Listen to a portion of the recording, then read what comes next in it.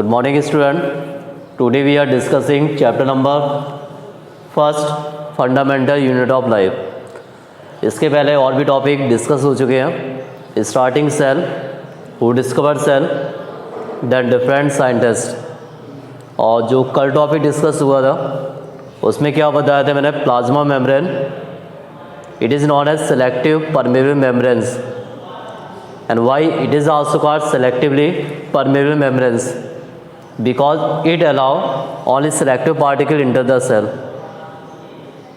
Okay. Then diffusion and osmosis. Gases are movement by the process of diffusion, and water molecules are movement by the process of osmosis. जहाँ पे condition आए gases की वहाँ पे क्या है diffusion, और जहाँ पे आए वाटर मॉलिक्यूल्स वहाँ पे आएगा ऑस्मोसिस. तो as the gases are movement by the process of diffusion. और डिफ्यूजन का मीन्स क्या है, particles are movement region of high concentration to the region of low concentration. And osmosis means are required as the selective permeable membranes. Then as the organism are unicellular and multicellular. And how does unicellular organisms obtain their food material? Unicellular organisms obtain their food material by the process of osmosis. इसको ध्यान रखिए. Unicellular organisms obtain their food material by the process of osmosis. Then as the activity 5.3 and NCERT book page number 60. This activity include as the osmosis process. Endoosmosis and exoosmosis. Endo means the molecules are inside the cell, and exo means the molecules outside the cell. Okay. Then as the one term as the endocytosis. Endocytosis means amoeba obtain food material. जिस process द्वारा amoeba क्या obtain कर रहा, food material. तो amoeba obtain food material by the process of endocytosis. Page number 60 and as the last paragraph, amoeba obtain food material by the process of endocytosis. Okay. Then as the cell wall present plant cell, but cell wall absent in animal cell. It is a compare between plants and animal cell. And how does amoeba obtain food material? Amoeba obtain food material by the process of endocytosis. Okay. Then यहाँ पे दिया page number 61. क्या दिया यहाँ पे, cell wall. Plant cell in addition to the plasma membrane. Cell wall compose कहाँ पे होती है, प्लाज्मा मेम्ब्रेन. और प्लाज्मा मेम्ब्रेन क्या होता है, it is the selective permeable membranes. Then इसके बाद जो एनदर मेम्ब्रेन्स होती है कैसी होती है, रिजिड. कैसी होती है,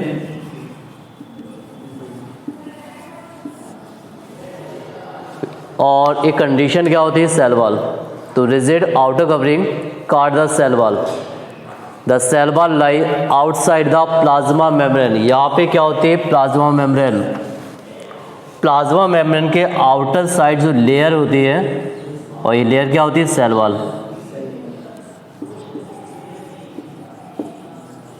तो cell wall it is covered outside the plasma membrane. Plasma membrane का आउटसाइड क्या होती है, cell wall. Then the plant cell wall is mainly, अब maybe as the plant cell wall किससे कंपोज होती है, तो ये आपको पता होगा. Plant cell wall made up compose या plant cell wall compose of cellulose. Okay. तो अभी हम क्वेश्चन भी पूछेंगे, इनका आंसर देखेंगे आप लोग राइट कर रहे हैं नहीं कर रहे. तो plant cell wall it is made up of या कंपोज ऑफ सेलुलोज. और सेलुलोज का वर्क क्या होता, सपोज प्लांट सेल में सेलुलोज है, तो यहाँ पे एक पॉइंट आ जाएगा, फंक्शन ऑफ सेलुलोज. तो the function of cellulose provide structural strength to the plant. Plant को क्या प्रोवाइड करे, स्ट्रक्चरल स्ट्रेंथ. ओके. तो it is the importance of cellulose. Suppose यहाँ पे मैंने बोल दिया कि बेटा जी यहाँ बताइए फंक्शन ऑफ सेलुलोज, तो आप बोल सकते हैं it provide structural strength to the plant, plant को क्या प्रोवाइड कर रहा है, structural strength. Okay, then some condition cell become shrink, then shrinkage of cell, then as the paragraph number 2, where a living plant cell loss water, gain water and loss water, and gain water and loss water by the process of osmosis। Suppose यहाँ process कौन सी involve हो रही है, तो यहाँ पे आप answer right कर सकते हैं osmosis. Plant cell gain water और loss water by the process of osmosis, then as the plant cell loss water by the process of osmosis, then shrinkage, जब सेल से वाटर क्या हो, लॉस हो रहा है, और जब सेल से वाटर लॉस होगा तो सेल बिकम श्रिंक, सेल क्या हो जाएगी, श्रिंक हो जाएगी, सिकुड़ जाएगी। तो इस कंडीशन में इस फिनोमिना को बोलते हैं हम plasmolysis, plasmolysis. Okay,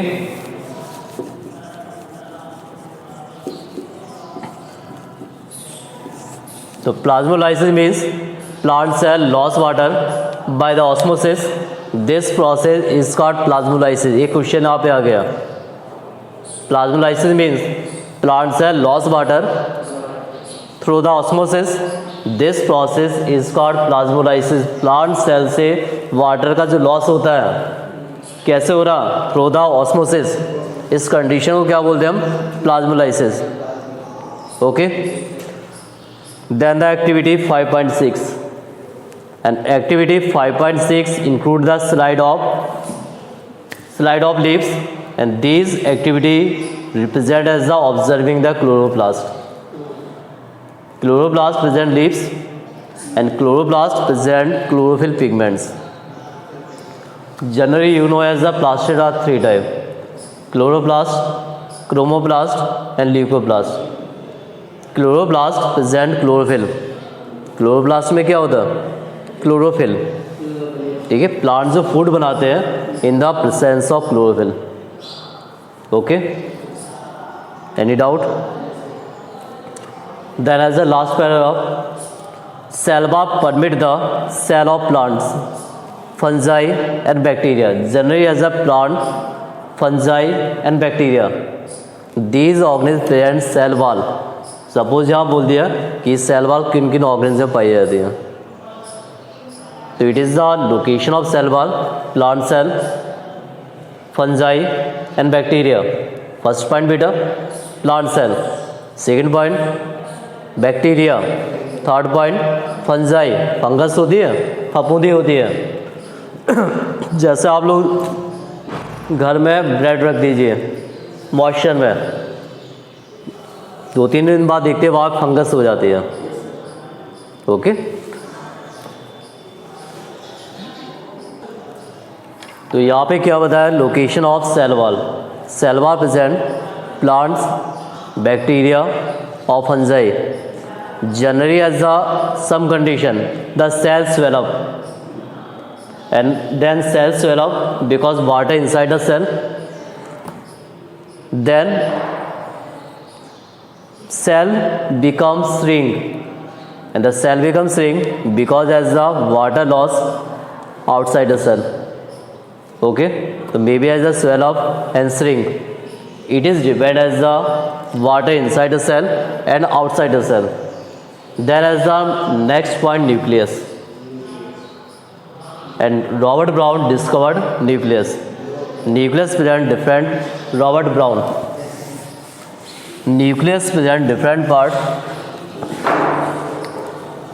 This picture represent as the nucleus. Outer side present plasma, outer side present ER. यहाँ पे क्या हुआ, ER, इंडोप्लाज्मिक रेटिकुलम। और यहीं पे जो विदाउट मेम्ब्रेन स्ट्रक्चर होती है, दीज आर राइबोसोम, न्यूक्लियोलस, इन्हें क्या बोलेंगे, क्रोमेटिन। अंदर जो लिक्विड होगा क्या होगा, न्यूक्लियोप्लाज्म। ये क्या होगा, nuclear membrane. Nuclear membrane. Okay, यहाँ पे लिक्विड क्या होगा, न्यूक्लियोप्लाज्म।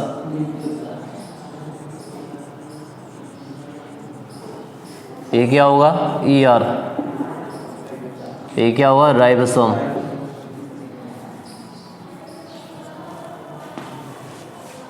ये क्या हो गया, chromatin.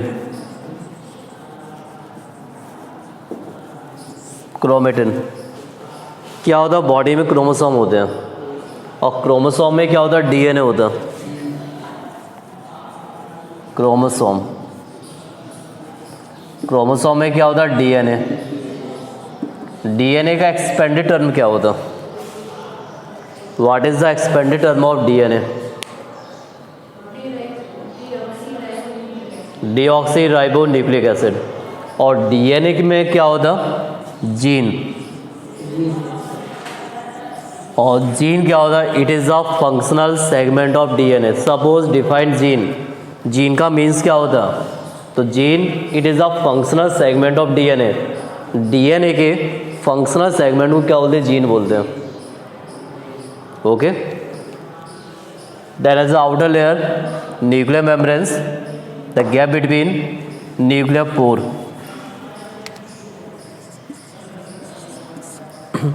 These are nuclear membrane। Okay बेटा, तो the function of nuclear pore, it allow, ठीक है, only selective particles inside the nucleus. Okay, मतलब इसका वर्क क्या है, इसके अंदर जो पार्टिकल्स आ रहे हैं, प्रोटीन बहुत चाहिए with the help of nuclear pore.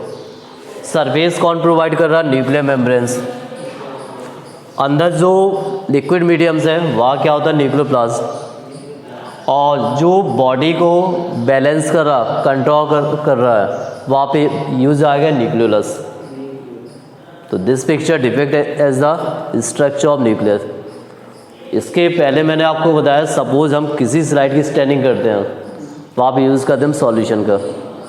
और सॉल्यूशन क्या है, मिथाइलिन ब्लू और सेप्रेनाइन।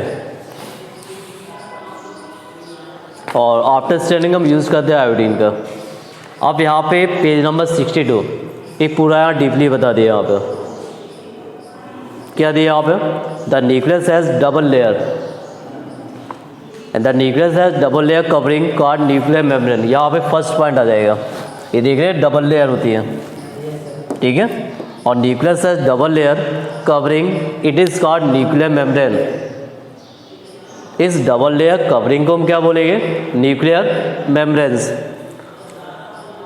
The nuclear membrane has pore. ये गैपिंग आप देख रहे हैं, यहाँ गैपिंग है, यहाँ पे गैपिंग है, यहाँ पे गैपिंग है, और इस गैपिंग को बोलते हैं हम न्यूक्लियर पोर। फर्स्ट पॉइंट क्या है, न्यूक्लियर मेम्ब्रेन। सेकेंड पॉइंट क्या है, न्यूक्लियर पोर। और न्यूक्लियर पोर का वर्क क्या होता है, अलाउ द ट्रांसफर, क्या हो रहा है, transfer of material from inside the nucleus to its outside. जो अंदर मटेरियल आ रहा है, कहाँ से आ रहे हैं, आउटसाइड। तो it is the function of nuclear pore, transfer material inside the nucleus from its outside environment. जो मटेरियल कहाँ आ रहा है बेटा, inside. Then that of the cytoplasm, और अंदर कहाँ से आ रहे हैं, यहाँ पे आउटर क्या होता है, साइटोप्लाज्म। तो साइटोप्लाज्म से जो मटेरियल कहाँ पे पहुँचे, इनसाइड द न्यूक्लियस। ओके, तो यहाँ पे जो मटेरियल कहाँ पहुँचे, इनसाइड द न्यूक्लियस। और कहाँ से पहुँचे, outside. Then nucleus contain chromosome. यहाँ पे आप देख रहे हैं क्रोमेटिन, और क्रोमेटिन फाइबर कंडेंस होकर बनाते हैं क्रोमोसोम। क्या बनाएंगे, chromosomes. Then which are visual as a rod shape structure. Structure किस टाइप की होती है, रोड शेप। देन क्या बताया यहाँ पे कि जो क्रोमोसोम का वर्क क्या होता है, क्रोमोसोम में क्या होता है, DNA होता है, और DNA में क्या होते हैं, जीन। क्रोमोसोम प्रेजेंट DNA और DNA प्रेजेंट जीन। तो chromosome contain information for inheritance of character. Inheritance of character means क्या है, जो करेक्टर पेरेंट्स में है उनका तो यहाँ पे ट्रांसफ़र क्या हो रहा है, inheritance character, inheritance of character parent to the next generation in the form of DNA. Suppose यहाँ पे बोल दिया गया कि जो करेक्टर पेरेंट से नेक्स्ट जनरेशन पहुँचते हैं, कैसे पहुँचते हैं, in the form of DNA, और डीएनए में क्या होता है, gene. The character are transfer parents to the next generation in the form of DNA, और डीएनए का फुल फॉर्म क्या होता है, डीऑक्सी राइबो न्यूक्लिक एसिड, और आरएनए का क्या होगा, राइबो न्यूक्लिक एसिड। ओके बेटा। देन क्रोमोसोम कंपोज किससे होते हैं, एक क्वेश्चन और आ गया, chromosome compose of DNA protein, किससे कंपोज हो गए, डीएनए, और सेकंड क्या हो गया, प्रोटीन। तो as the chromosome compose of DNA protein, ये भी आपका एक क्वेश्चन आप लोग राइट कर लिएगा। तो क्रोमोसोम कंपोज ऑफ डीएनए और सेकंड क्या, protein. Then DNA molecules contain the information necessary for the constructing and organising cell. इनका वर्क क्या होता है, जो मैसेज होते हैं उनको नेक्स्ट सेल में क्या करें, transfer. And functional segment of DNA is called gene. Gene क्या होता, functional segment of DNA, functional segment of DNA, इसे क्या बोलेंगे हम, जीन। डीएनए का फंक्शनल सेगमेंट। ओके, तो ये भी यहाँ डिफाइन हो गया कि जीन क्या है। तो यहाँ पे आप आंसर राइट कर सकते हैं, functional segment of DNA is called gene. Any doubt?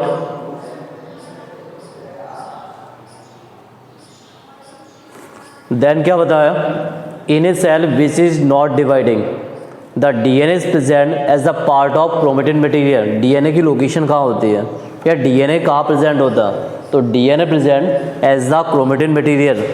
DNA कहाँ पाया जा रहा, क्रोमेटिन मटेरियल, और क्रोमेटिन मटेरियल से ही बनता है chromosome. Okay, then chromatin material visible in large mass of thread like structure. Chromatin material की स्ट्रक्चर क्या होती है, थ्रेड लाइक। तो chromatin material it is the thread like structure, और क्रोमेटिन मटेरियल से ही बनता है क्रोमोसोम। ओके, तो क्रोमेटिन, जो क्रोमोसोम बनते कैसे हैं, क्रोमेटिन मटेरियल से। ओके, अब यहाँ पे आते कि आप ये बताइए इसका इंपॉर्टेंस क्या होता है। आप इतना ठीक है, स्ट्रक्चर आपने बता दिया, स्ट्रक्चर ऑफ न्यूक्लियस क्या है। अब यहाँ पे आता है इसका क्या इंपॉर्टेंस है, क्या फंक्शन है। तो ये आता है आपका पैराग्राफ नंबर लास्ट में, सेकंड में। इसका मेन इंपॉर्टेंस होता है cellular reproduction. The function of nucleus, it help the cellular reproduction.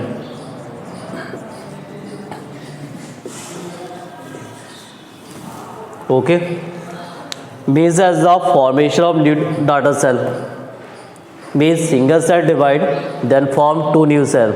Single cell क्या होगी, डिवाइड, और जब सिंगल सेल डिवाइड होगी तो फॉर्मेशन क्या होगा, टू न्यू सेल। तो इसका जो मेन इंपॉर्टेंस है वो है आपका सेलुलर रिप्रोडक्शन। अब आप लोग कॉपी निकाल लीजिए और क्वेश्चन राइट कर लीजिए, ओनली 5 क्वेश्चन। ये आपको पता है कि मेरी हर वीडियो या हर क्लास में कम से कम 5 क्वेश्चन आपको सॉल्व करना पड़ता है। Question number first, right the composition of chromosome. Right the composition of chromosome means as the name the substance present chromosome। Question number second,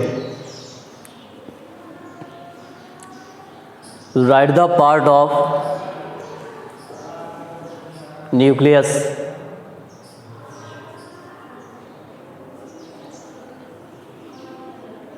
Question number third, define gene। Second, write the part of nucleus। Question number third, define gene। define gene। Question number 4, write the function of nuclear pore। Write the function of nuclear pour.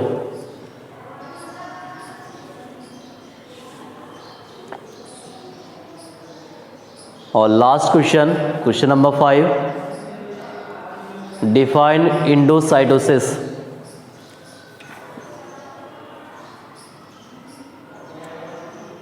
Okay, इनको आप लोग complete कीजिए और जो लोग present नहीं है वो यूट्यूब के कमेंट बॉक्स में आंसर दीजिए।